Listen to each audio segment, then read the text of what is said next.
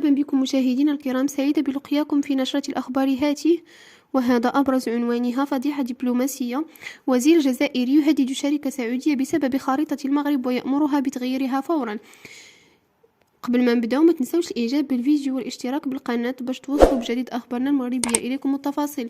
في سابقة خطيرة ينتظر ان تفجر ازمة دبلوماسية بين المملكة العربية السعودية والجزائر. هدد وزير الصناعة الصيدلانية الجزائري علي عون في لقاء مع مسؤولي شركة تابوك السعودية الرائدة في صناعة الأدوية بطرد الشركة بسبب اعتمادها في ملصقاتها على خارطة تظهر خارطة المغرب كاملة. وطلب المسؤول الجزائري بطريقة فجة وغير دبلوماسية من مسؤولي الشركة بتغيير الخارطة بشكل فوري، معتبرا أنهم متواجدين فوق أرض الجزائر والأخيرة لديها موقف واضح من قضية الصحراء المغربية.